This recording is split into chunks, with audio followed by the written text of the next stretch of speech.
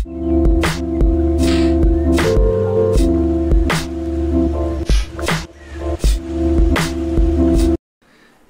안녕하십니까. 평생투자 파트너입니다. 8월 20일 월요일입니다. 오늘 방송할 내용은 시황, 그리고 하나의 이제 고객의 어떤 Q&A인데요.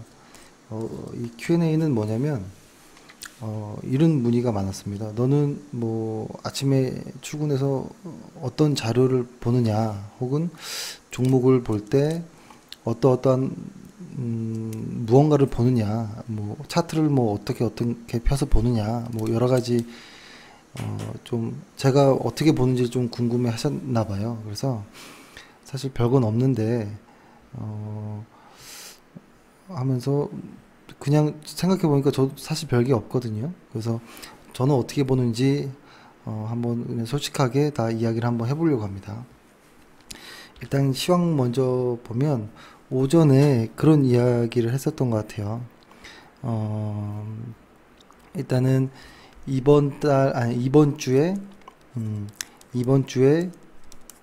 우리가 원하는 그날 팔로스루 데이가 나오는지가 가장 이제 기대를 하고 볼 일이다라는 것. 근데 그날이 나오기 전에는 단순 기술적인 반등으로 해석하자. 그래서 최근에 어떤 코스닥이 조금 더 가벼워 보이는데 현혹되기 쉬운 이런 모습들이 좀 많이 나온다라는 이야기였고요.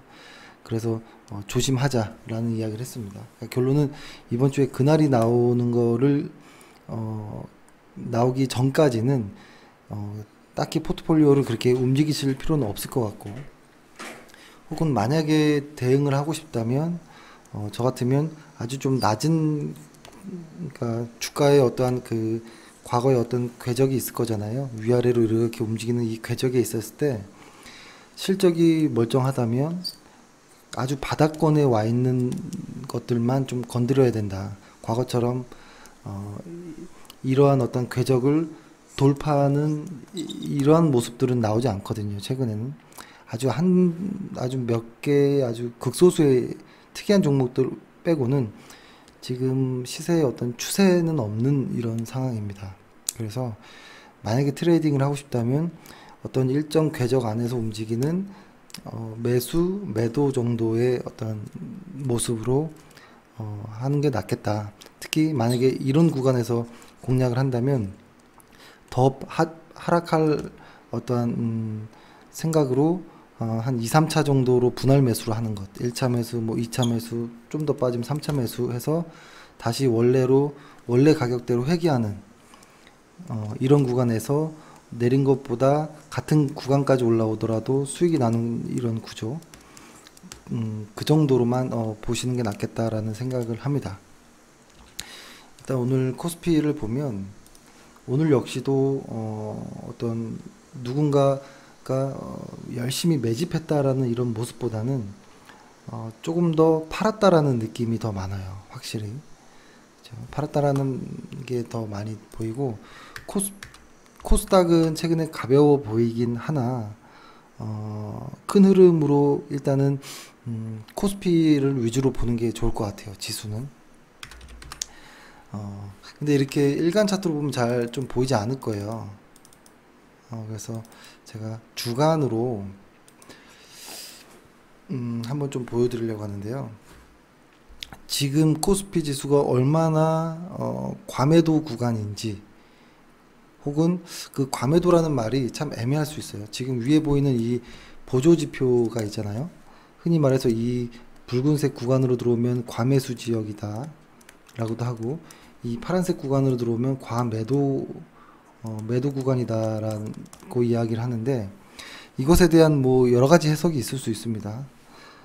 여러 가지 해석이 있을 수 있는데, 이 과매도에 이 위에가 이렇게 있으면 위로 올라갈 때 과매수 지역을 지나서 이제 요 정도를 빠지는 구간에서 이제 주가가 본격적으로 빠질 때가 많고, 이 과매도 구간을 지나서 이 과매도 구간을 뚫고 나올 때 요 구간에서부터 추세가 만들어지는 경우가 이렇게 많잖아요. 근데 지금 우리 시장은 요 한 복판 정도, 요 정도까지 온 것 같아요. 이 정도.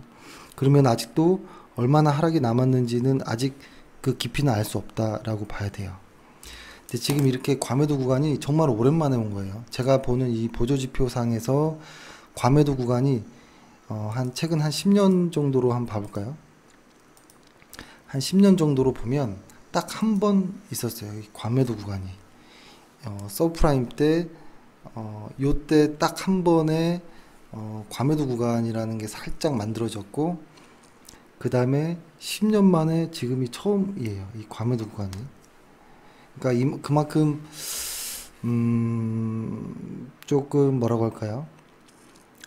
이 과매도라는 구간의 느낌이 저는 어떻게 보냐면 그 이전과 조금 연관이 있다고 봐요. 그 이전의 모습. 그래서 조금 더 당겨보면, 그러니까 그 이전의 시장과 중요해요. 그러니까 과거의 어떤 PBR이나 어떤 실적으로나 봤을 때 사람들이 과매도 구간이 들어와야 되는데도 불구하고 이 지표는 들어오지 않은 경우도 있었거든요. 근데 이 과매도 구간이 들어오는 경우는 보면 그 전 시장이 강하게 상승했을 때 보통 과매도 구간이 들어온 것 같아요. 그때 저는 이때 느낌이 좀 생생한데요. 뭐냐면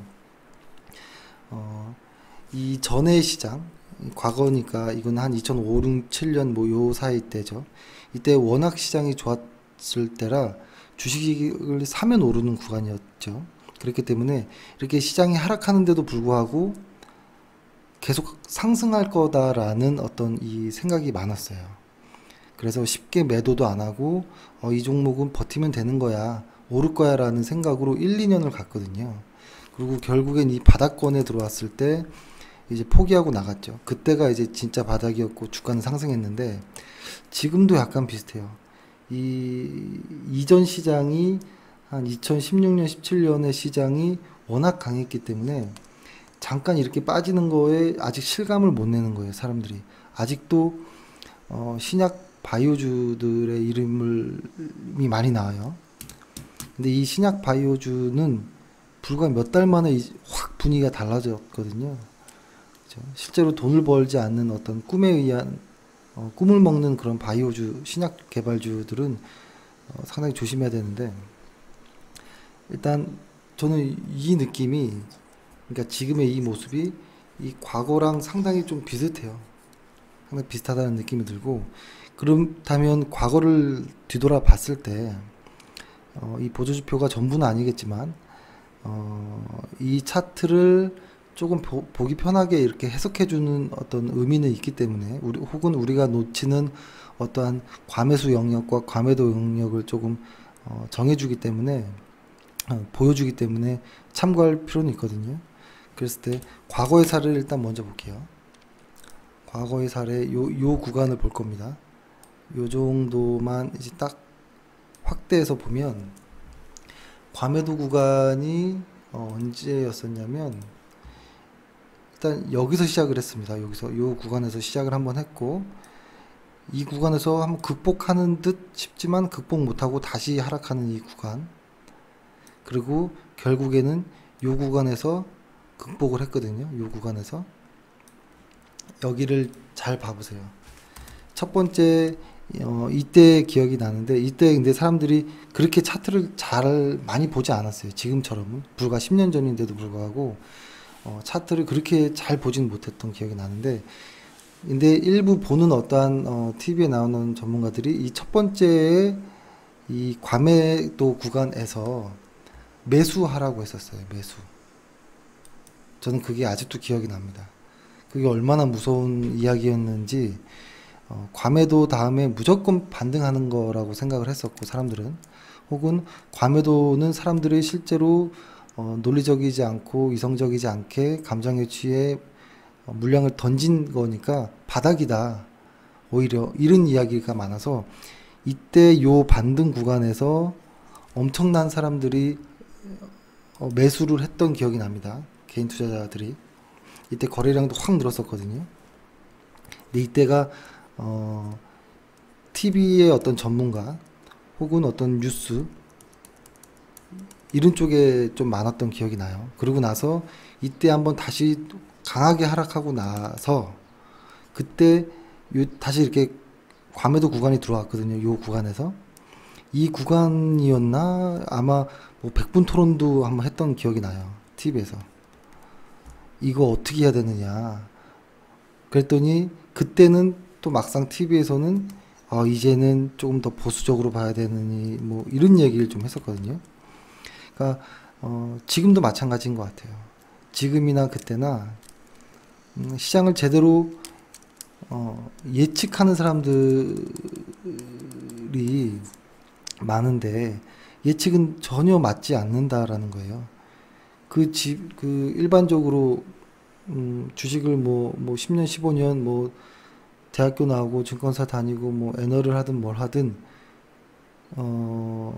시장을 예측은 저는 불가능하다라고 보고요.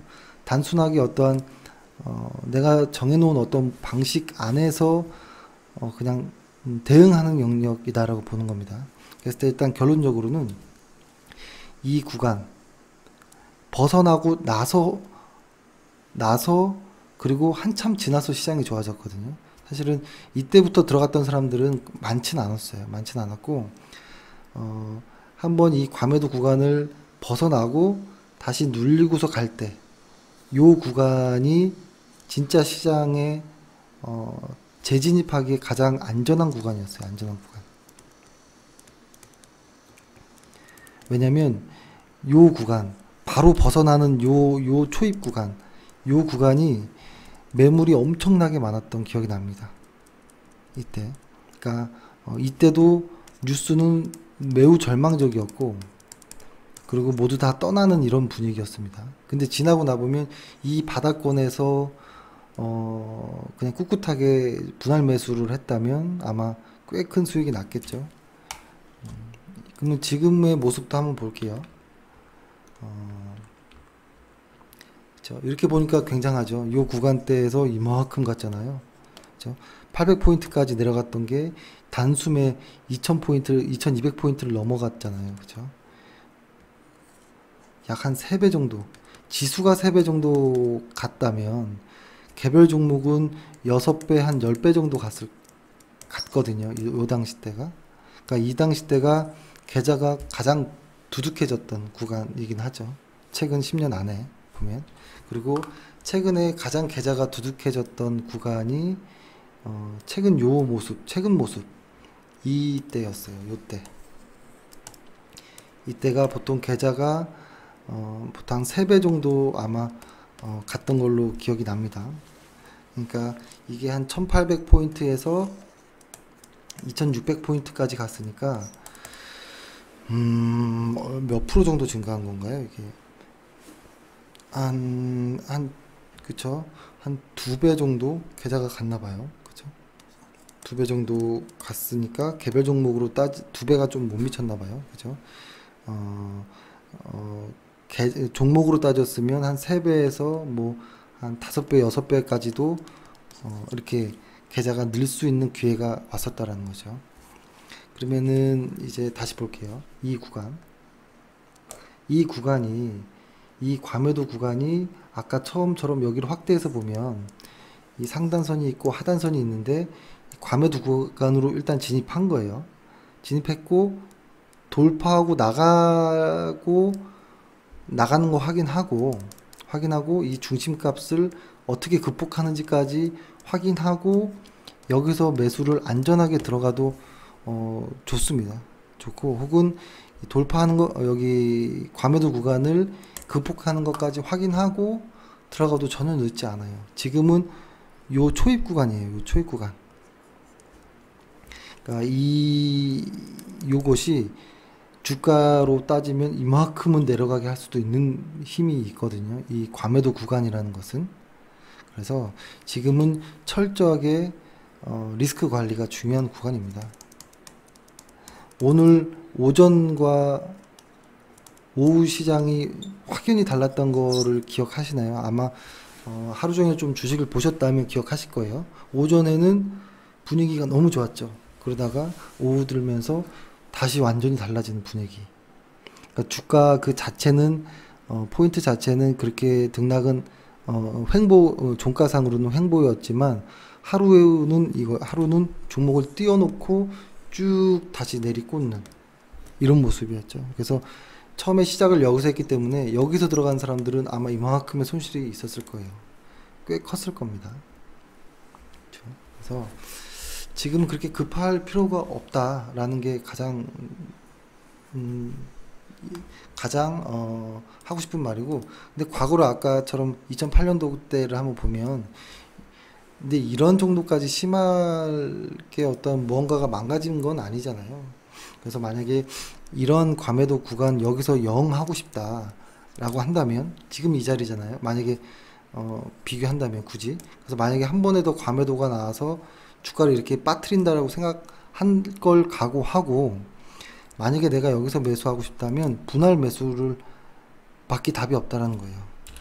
여기서 매수를 한다라고 생각하지만 바로 반등할 수도 있겠죠, 1번.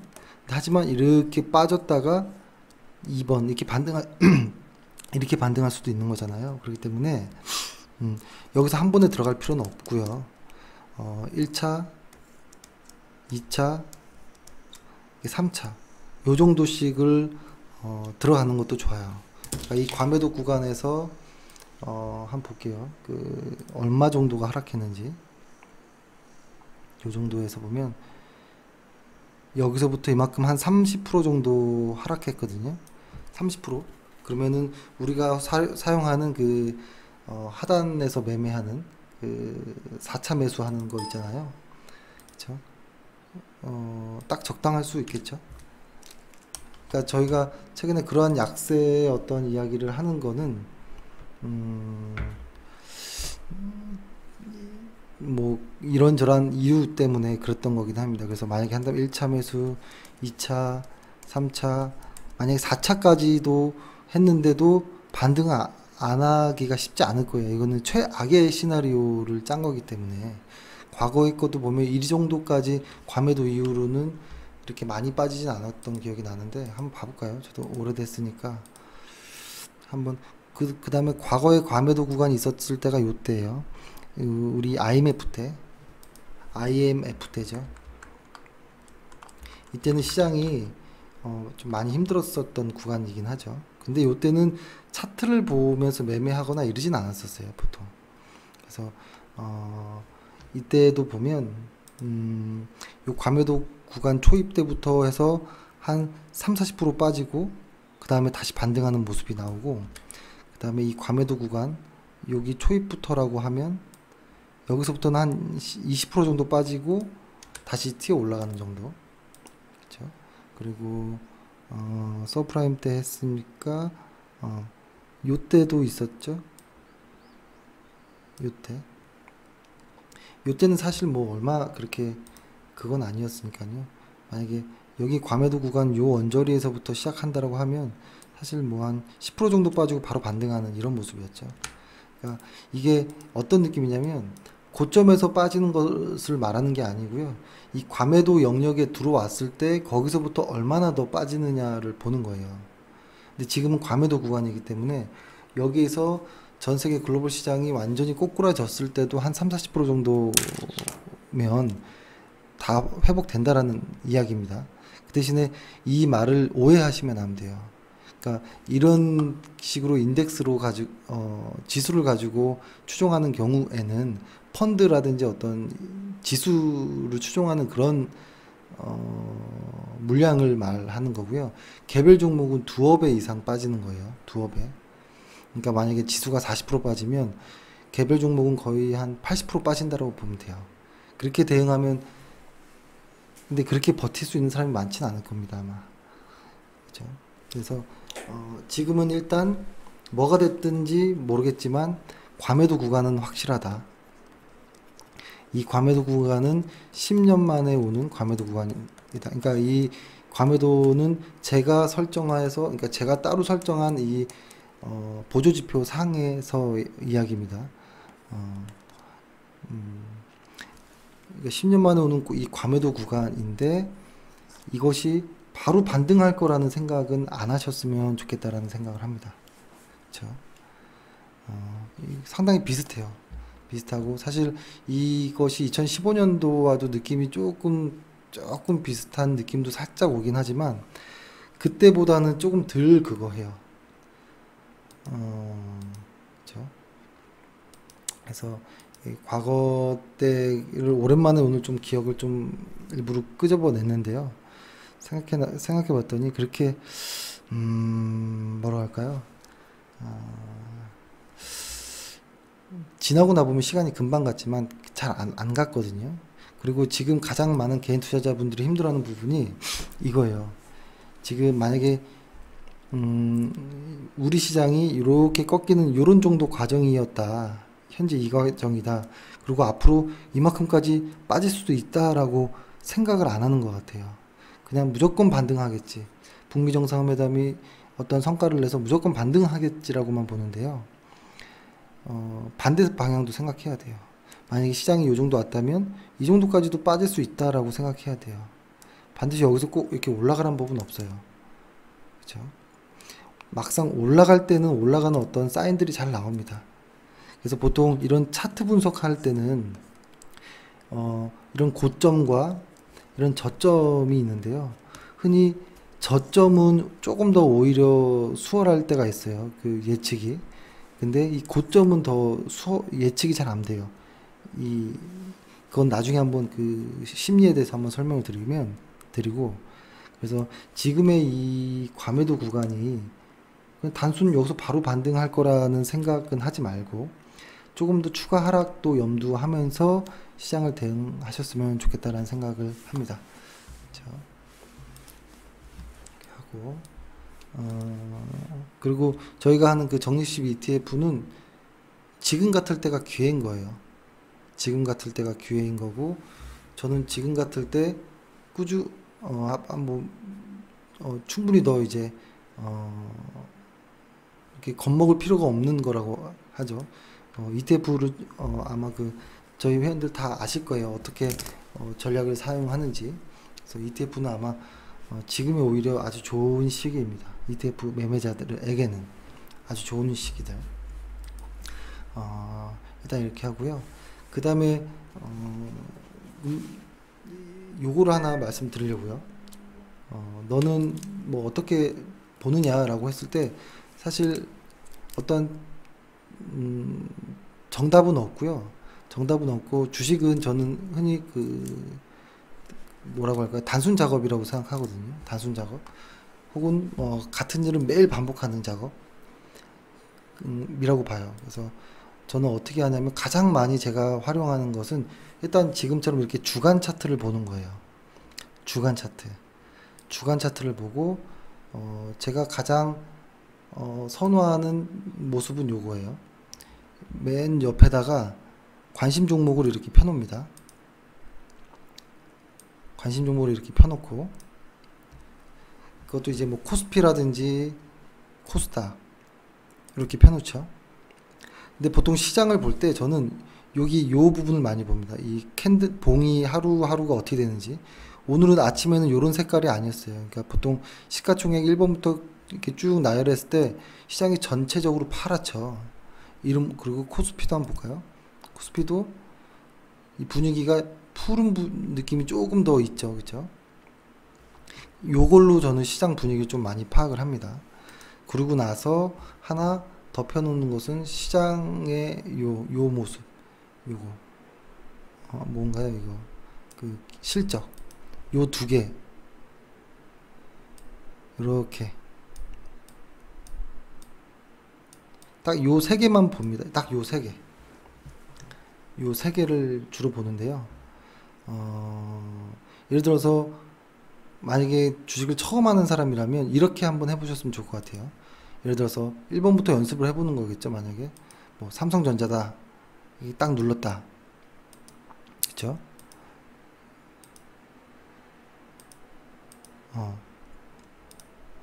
잠시만요. 이게 지금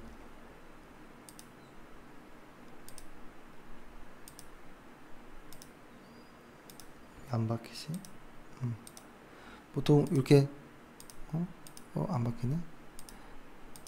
예를 들어서 뭐 삼성전자를 보고 싶다 이러면 이거 일일이 다 해야겠네요. 삼성전자를 보고 싶다. 그러면 여기다가 삼성전자를 치고,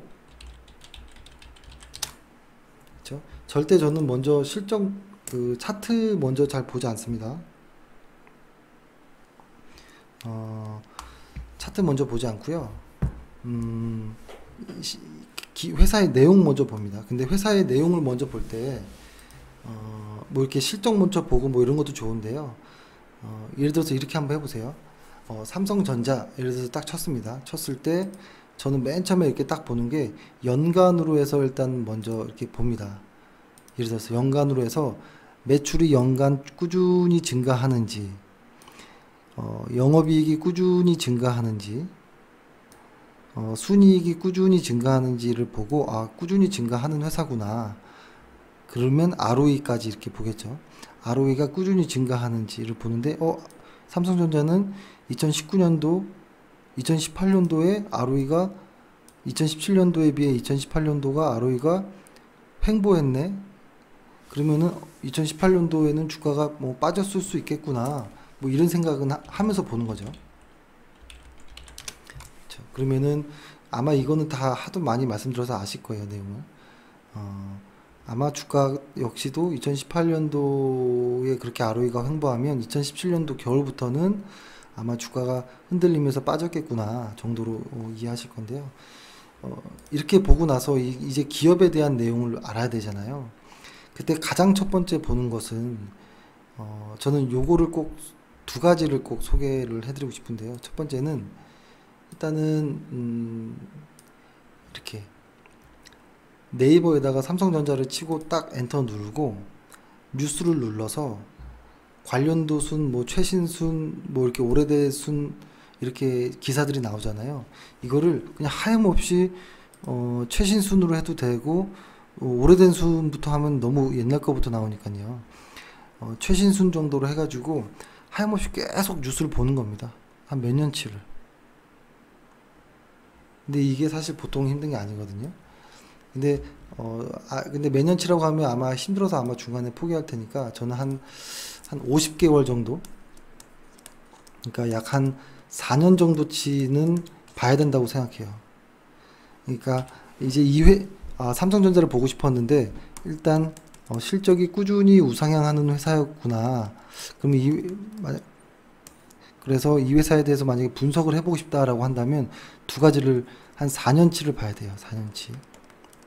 예를 들어서 그 회사에 관련한 뉴스, 그 다음에 보고서, 요 두 가지를 4년치를 보고 나서 마음에 들면 차트로 와서 매매할 타이밍을 찾는 겁니다. 근데 왜 4년치냐라고 하면 서브프라임 이전인 것 같아요. 기억에도 서브프라임 이전에 그 경제 사이클이 한 70개월 이상 나왔거든요. 그러니까 그 말은 사이클이 왔다 갔다 이 궤도가 70개월 정도의 시간이 걸렸는데 이제는 50개월 정도로 줄어들긴 했어요.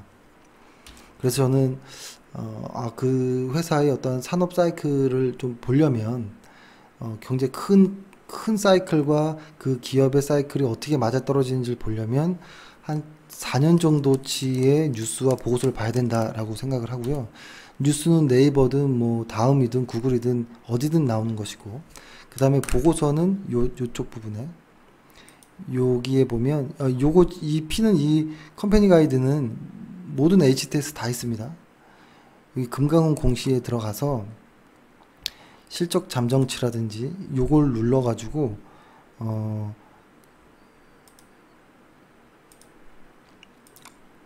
쭉 보는 거예요.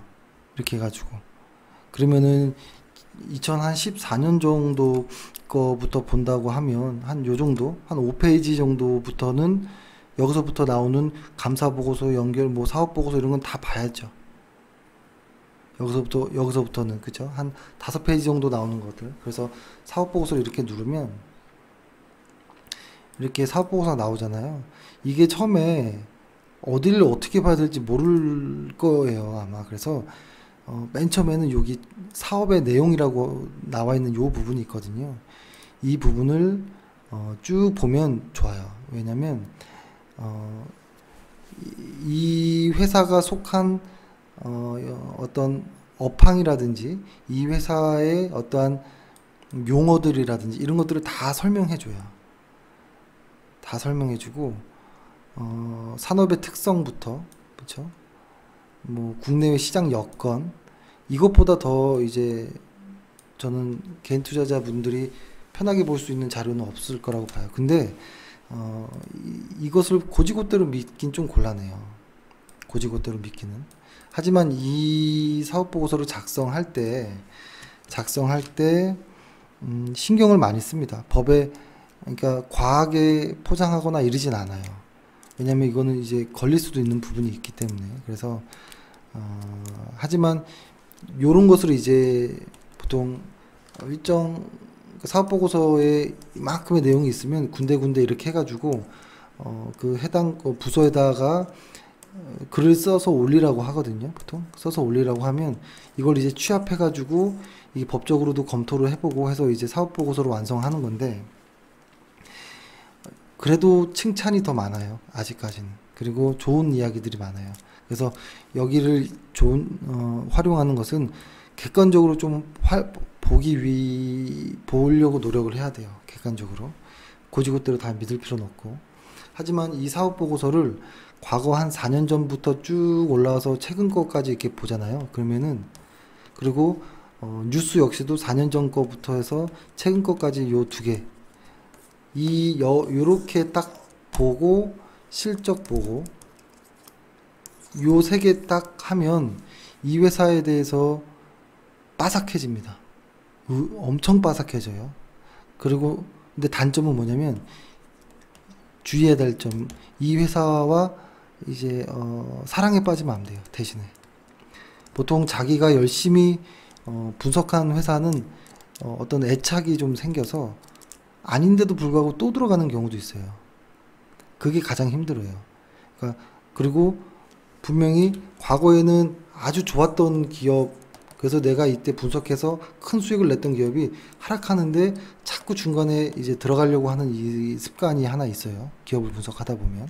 근데 또 이런 것도 있어요. 과거에 너무 안 좋았던 기업이라는 어떠한 선입견이 딱 잡혀 있으면 분명히 시장이 바뀌어서 올라가는데도 불구하고 이 회사의 매매가 안 나가는 경우도 있어요. 그래서 이것을 딱 어떻게 딱 끊을 수 있는 어떠한 좀 절제력 혹은 뭐 냉정함 이런 부분이 좀 필요할 것 같거든요. 근데 그건 쉽지 않은 것 같아요. 하지만 이 사업보고서 정도 한 3, 4년치의 사업보고서를 다 읽어버리면 앞으로 이 회사에 대한 어떤 뉴스가 나와도 다 이해가 될 거예요. 그러고 나서부터는 이제 증권사 리포트까지 이제 같이 보면 좋죠. 그리고 조금 더 의욕이 앞선다고 해서 회사의 IR팀에 전화해서 뭐라고 할까요? 전화해가지고 그 담당자에게 뭐 이것저것 물어보면 뭔가 나올 것 같잖아요. 이 IR팀에 전화할 필요가 별로 없습니다. 그리고 회사 탐방할 필요가 별로 없고, 보통. 저는 그렇게 생각하거든요, 개인적으로. 예전에 저도 탐방도 해보고, IR팀에도 전화를 많이 해봤지만, 이게 알 수 있는 거는 한정적입니다. 이 지금 보여주고 있는 이 사업보고서 내용 그 이상의 값은 나오지 않아요. 그렇죠? 그리고 탐방을 한다고 해서 뭔가 우리가 그 기업이 숨기는 걸 무언가를 찾거나 이르기도 쉽지 않거든요, 보통. 그렇죠? 예전에 저도 열정이 앞섰을 때는 의류 관련된 이런 회사, 뭐 주차장도 파악하고 막 그랬어요. 주차장에 보통 재고를 많이 쌓아놓고 뭐 이러기도 했었거든요, 예전에는. 그래서 혹시 재고가 있는데 혹시 어디 좀 숨겨놓은 거 아니야? 뭐 이런 식으로도 이렇게 뭐 그렇게도 했었는데 그건 의미 없더라고요. 의미 없고. 왜냐면 나만 알고 있는 어떤 고급 정보는 어떻게 보면 의미가 없을 수도 있어요. 왜냐면 나 아닌 대다수의 사람들이 그 주식을 사줄 때 그 주식이 올라가거든요. 그러니까 누구나 같은 정보를 누구나 같이 좀 이해를 해야 돼요. 누구나 인정해줘야 되는 부분이 있어요. 나만 알고 있는 어떠한 그 CEO의 매우 장점, 뭐 성격이 매우 꼼꼼해서 너무 좋다라든지, 그죠? 뭐 메모 광이라든지 이런 것을 나만 알고 있는 건 의미가 없다라는 겁니다. 그리고 중요한 것은 사업보고서에 다 기재되고 공시됩니다. 그래서 사업보고서와 뉴스 정도면 모든 것을 해결할 수 있다라는 생각을 하고요. 그리고 아까 IR팀의 전화가 의미 없다라고 했던 거는 제 후배들도 IR팀에서 근무를 하는데 상당히 영혼 없이 대답하는 경우가 많다고 합니다. 그리고 솔직히 그 IR팀 사람도 잘 모르고요. 실제로 잘 모르고. 그렇죠? 그래서 IR팀에 전화 굳이 할 필요 없다. 그리고 만약에 내가 모르는 어떤 시스템, 이 회사의 어떤 상품이라든지 그 상품이 만들어지는 과정이 도저히 이해가 안 될 때는 한번 물어볼 수는 있어요. 그 논리를 이해할 정도로는 할 수 있지만 그 회사의 실적이 1분기에 200억 했는데 2분기에 300억 합니까? 이런 거 잘 가르쳐 주지 않고요. 아주 그냥 뭐 저번 분기보다는 좀 좋습니다. 요 정도인데요. 이것도 아주 조심스럽게 이야기합니다. 아주 조심스럽게. 그리고 혹시 이때보다 더 안 좋다라고 하면 좀 얼버무리는 경우도 많아요. 그래서 매우 헷갈립니다. IR팀에 전화하면 이런 걸 조심해야 된다라는 생각을 합니다. 오히려 조심해야 된다라는 생각. 그래서 정리를 해보면 이런 거죠. 일단은 저는 내가 파악해야 될 관심 종목들을 한 50개에서 한 100개 정도로 무조건 추려요. 상장사 2000개 중에서 반드시 50개에서 100개 안으로 줄이고 거기 있는 종목들의 어떤 사업보고서나 뉴스를 꼭 다 봅니다. 근데 이것이 시간이 지나면 내가 다 봤던 보고서들이라 그 다음부터는 좀 일이 수월해져요. 처음 시작할 때가 힘든 겁니다. 그래서 이렇게 사업보고서라든지 어떤 뉴스를 보고 그 다음에 차트는 꼭 주간 차트나 월간 차트로서 먼저 그 회사를 꼭 파악을 하려고 노력합니다. 일간 차트로 이 회사를 한 방에 알려고는 한다는 건 좀 무리가 있죠. 만약에 주간 차트로 보면 적어도 한 3년 이상, 한 4년 정도 지의 이 구간을 꼭 보려고 노력을 해요. 어떻게 변했는지. 그렇죠? 이 정도면 될 것 같고, 그렇게 따졌을 때 최근에 시장이 이렇게 하락하는데도 불구하고 그래도 좀 관심이 있는 종목들은 좀 있습니다. GS건설도 조금 관심이 있어요. 하지만 관심이 있다라는 거지 지금 매수합시다라는 건 아니에요. 그렇죠? 요 부분에서 반드시 어떤 돌아나가는 어떤 모습들이 좀 나와야 됩니다. 그리고 이때 너무 강한 어떠한 윗꼬리가 달려서 상당히 지금 치열해져 있는 상황이거든요. 그리고 최근에 SK 머티리얼즈도 상당히 관심 있게 보고 있는 종목이고, 근데 이 SK 머티리얼즈도 그러니까 회사가 좋은 거랑 좀 달라요. 회사가 좋은 거랑 매매하는 그 순간이랑은 좀 다르거든요. 지금은 매매하는 순간이라기보다는 하락을 염두에 두고 반등을 때까지 기다려야 되는 그런 구간으로 좀 보이는 거고요. 그래서 만약에 저는 SK 머티리얼즈가 과거에 이렇게 산을 만들었던 이 구간을 넘어서는 구간이 재도약하는 구간이라고 좀 생각이 드는데요.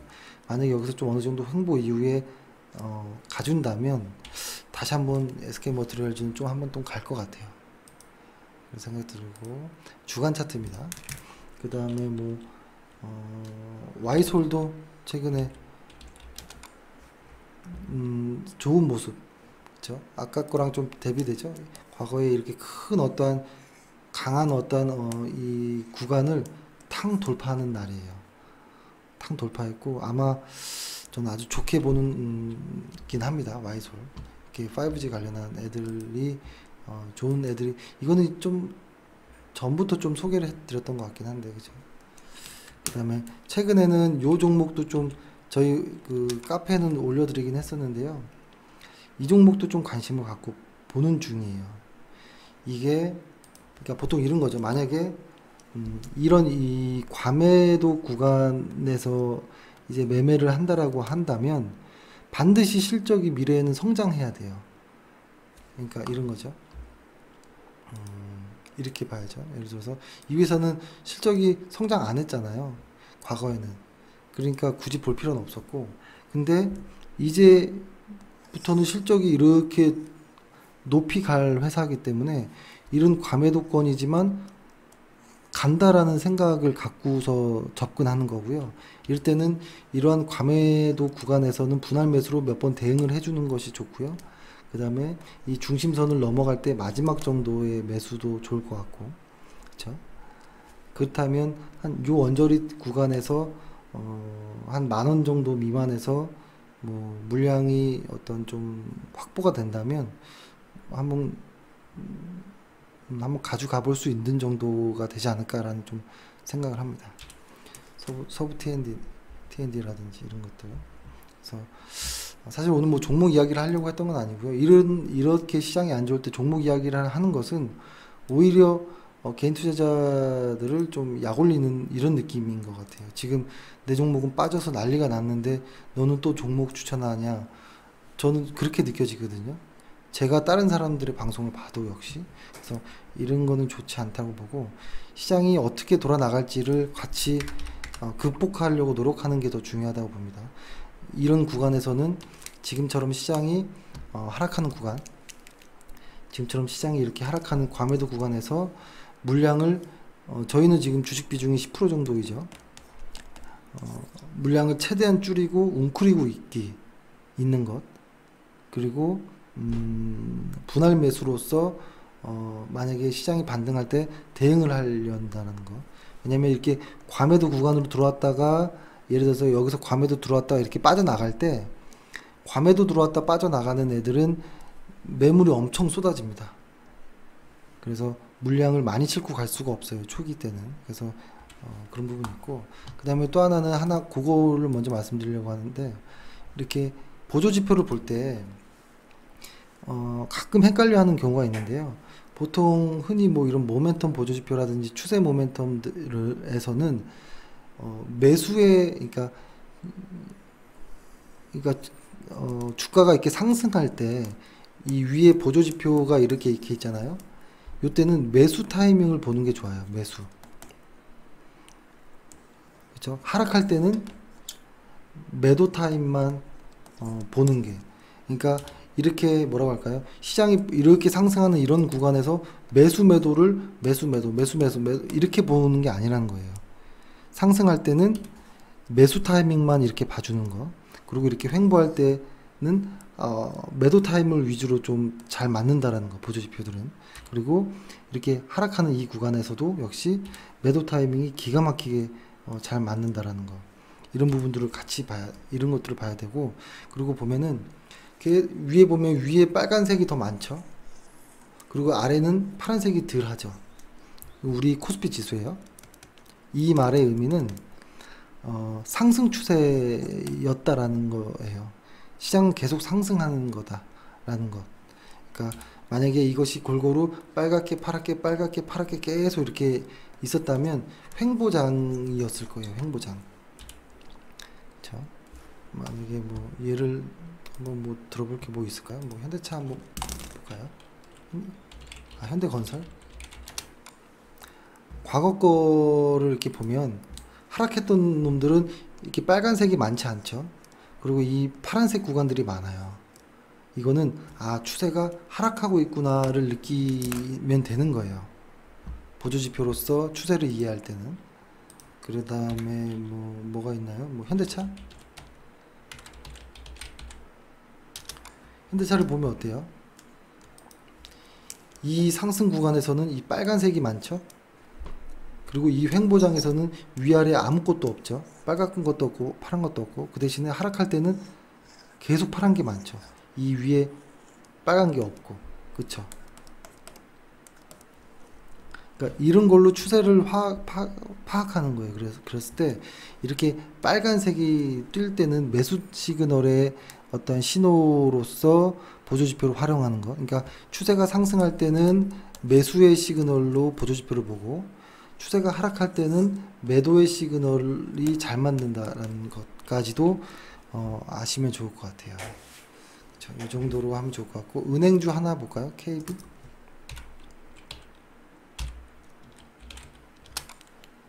KB금융 보면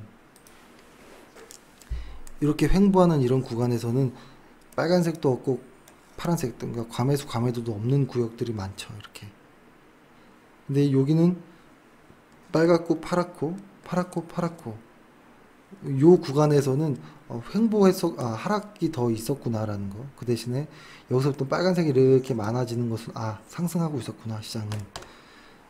종목은 뭐 이렇게 확인하는 게 좋겠죠. 네, 일단 오늘 좀 두서없었는데요.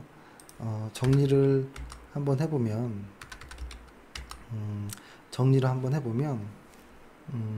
지금 보는 건 코스닥입니다. 코스닥은 아직 그 과매도에 들어오지 않았죠.